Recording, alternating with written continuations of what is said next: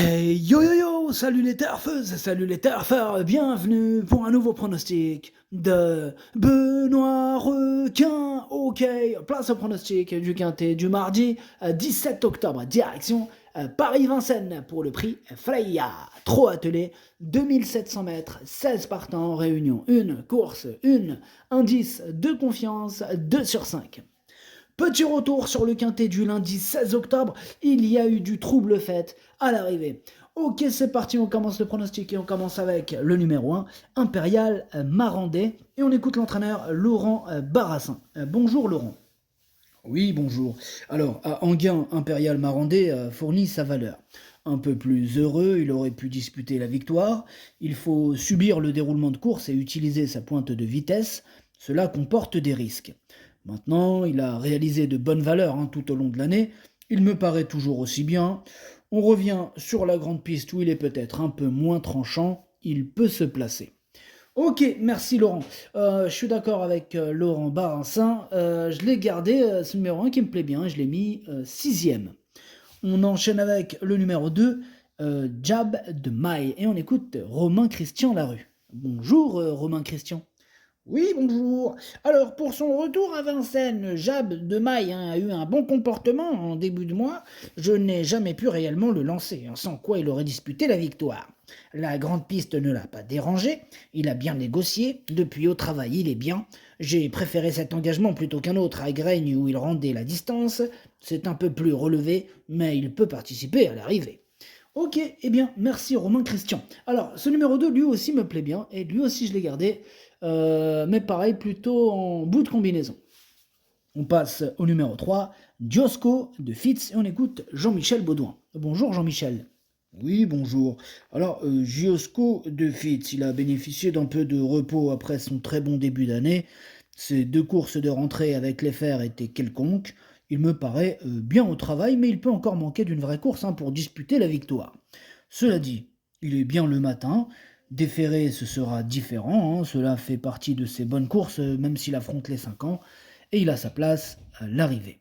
Ok, merci Jean-Michel. Alors, ce numéro 3, il fait partie de mes préférés et je l'ai installé troisième.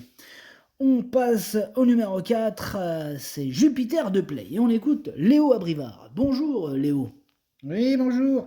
Alors j'ai déféré Jupiter de Play, des antérieurs au Sable d'Olonne pour le juger. Alors j'ai vu qu'il avait le niveau, bon par contre il n'est vraiment pas maniable à l'attelé. Ouais, ici il se présente encore un peu avant de revenir aux montées pour son objectif à la fin du mois. Bon, il aura fort à faire à ce niveau au sulky, il faut le revoir. D'accord Léo, donc du coup on peut l'écarter sans risque. Ouais, ouais, bah là, faut le revoir quoi, on peut, oui, oui. Ok, ça marche, Léo Abrivard. Alors moi, ce numéro 4, du coup, je ne l'ai pas retenu. On enchaîne avec le numéro 5, des Bosques, et on écoute Thierry Duval d'Estaing. Ilan des Bosques, il a très bien fait au monté l'hiver dernier. Bon, il a bénéficié d'une période de repos ensuite. C'est l'heure de la rentrée. Bon, il n'avait pas de course en province ces derniers temps. Aussi, il effectue sa rentrée directement à Vincennes. Il a une course montée à venir. On verra s'il est assez prêt. Ici, il faut le regarder courir. Ok, bon, pareil que ton ami Léo Abrivard, on l'écarte. En tout cas, ce numéro 5, je l'ai rayé. On passe au numéro 6, Ikem, et on écoute Franck Leblanc. Bonjour Franck. Ouais, bonjour. Alors, Ikem, il tarde à retrouver son bon niveau après avoir été arrêté, mais je pense qu'il est sur la bonne voie. Bon, il vient de fournir une bonne fin de course, une fin de course encourageante, je veux dire, à Anguin, sans faire d'efforts durant le parcours. C'est ainsi qu'il faut le driver désormais, voilà. Mardi, il affronte encore de sérieux clients, il n'aura pas la partie facile. La cinquième place, ça me satisferait pleinement. Ok, ça marche, Franck, merci. Pareil pour ce numéro 6, lui non plus, je ne l'ai pas retenu. Par contre, il est quand même en plein milieu de ma petite liste des possibles troubles faits, attention. On passe au numéro 7, Django Vici. On écoute Antonio Ripoll Rigo. Bonjour, monsieur Ripoll Rigo. Si, buongiorno. Djokovic n'a pas bénéficié d'un bon déroulement de course dans les critériums Decathlon, mais il a eu un bon comportement. Il revient dans sa catégorie en étant plus affûté, mais il a moins de fraîcheur que le mois dernier. Il affronte quelques 5 ans endurcis et en pleine forme. Cela dit, il est doué et j'y compte sur lui pour réaliser un bon meeting d'hiver. Je vais être déçu s'il ne termine pas dans le quintet. Ok, merci monsieur Ripoll Rigaud. Alors, ce numéro 7 il me plaît beaucoup, moi je l'ai mis quatrième. On passe au numéro 8, Isildur Paulois, et on écoute Guillermo Horace Vidal. Bonjour Guillermo. Si, bonjour, Isildur Paulois, il a décompressé après sa dernière sortie sous la selle à Vincennes. Mardi, il effectue une rentrée afin de peaufiner sa préparation en vue d'un prochain engagement outre-montée. Ce n'est pas un très bon gaucher et il n'est pas confirmé à l'atelier. Vous pouvez l'écarter. D'accord, merci Guillermo. On le raye, hein, donc énorme nom pour ce numéro 8 hein, que j'ai bien sûr rayé. On enchaîne avec le numéro 9, c'est Ideal Green, et on écoute Charlie est loin. Bonjour Charlie. Oui, bonjour. Alors, dernièrement, Ideal Green il n'a été devancé qu'à la fin hein, par Indigo Piergi, auteur d'un bon sprint après avoir patienté. Il a nettement gagné en condition depuis, va se présenter plus affûté hein, pour cet engagement favorable.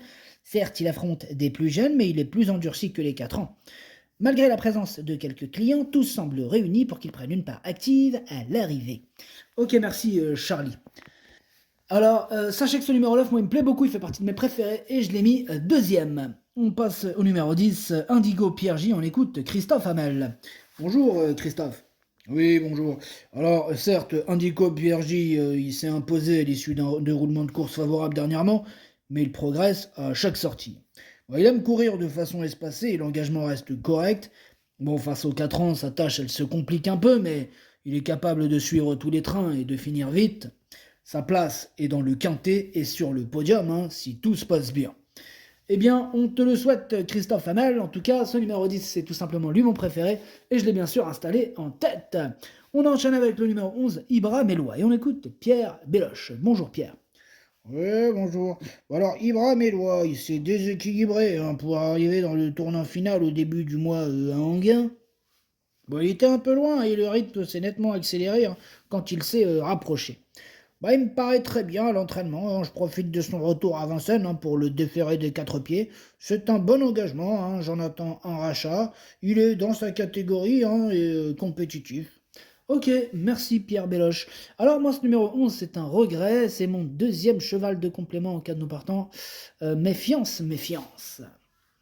On enchaîne avec le numéro 12, un télo de Chenu. On écoute Jean-Michel Baudouin.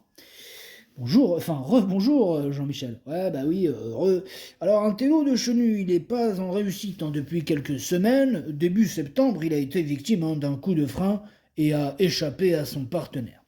Bon, il avait plu à Éric Raffin mi-juin à Anguin. Il l'a travaillé dernièrement à Grosbois. Alors certes, il n'a pas couru depuis un mois et demi, mais il est bien. Il a sa place à l'arrivée. J'attends un rachat de sa part. D'accord, ok, merci Jean-Michel. Eh bien, ce numéro 12, c'est lui mon gros regret, c'est lui mon cheval de complément. Calme partant, attention, possible cassage en vue.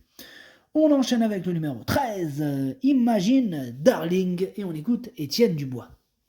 Bonjour Étienne. Oui, bonjour.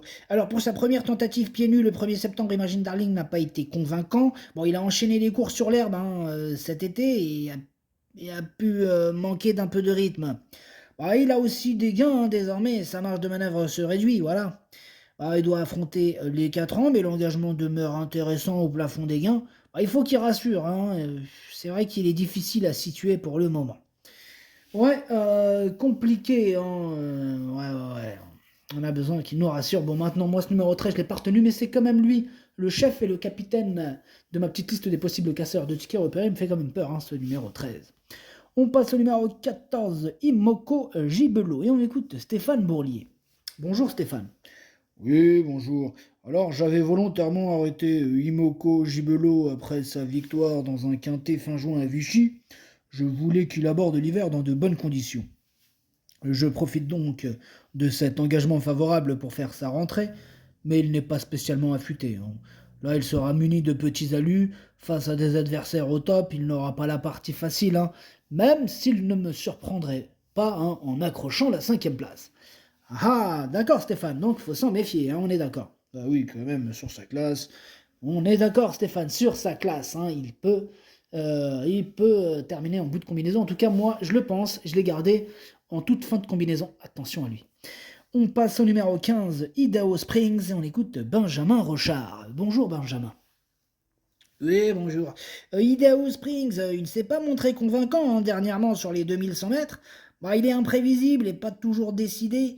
Ah, il avait pourtant remporté plaisamment une épreuve semblable mi-juin à Anguin en devançant un télo de Chenu, mais il n'a pas confirmé ensuite. Bah, mardi, il sera plaqué devant et déféré des postérieurs pour cet engagement idéal. Bah, dans un bon jour, il peut terminer dans le quintet, hein. Ouais. Ok. Ok, Benjamin. Bon, alors en tout cas, moi, ce numéro 15, il me plaît bien. Je l'ai mis cinquième.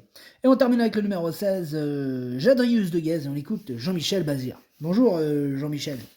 Ouais, bonjour. Ouais, il a fallu arrêter Jadrius de Guez après son succès fin avril et faire l'impasse sur le président, car il avait une petite alerte. Bon, il travaille bien le matin, hein, il me paraît en forme, gueux. Bon, maintenant, c'est une rentrée. Son premier objectif de l'hiver intervient le 17 décembre au Monté. D'ici là, il va courir à l'attelé. Ici, il aura du mal à terminer parmi les 5 premiers. Ok, merci Jean-Michel. Bon, en tout cas, moi, ce numéro 16, je l'ai pas retenu. Bon, maintenant, pour les amateurs de champ réduit, de cotes, de coups de folie, hein, s'il y avait beaucoup de défaillances, hein, de chevaux en vue à la rigueur, pourquoi pas. Donc voilà. Question de feeling. Le pronostic, ça donne 10, 9, 3, 7, 15, As, 2 et 14. Merci d'avoir suivi cette vidéo. N'hésitez pas à mettre un pouce bleu si la vidéo vous a plu. Pour accéder à tous mes tickets pour la course du Quintet, rendez-vous directement en description de la vidéo. À jouer avec modération. Bonne chance. Chopez-le moi. Ciao.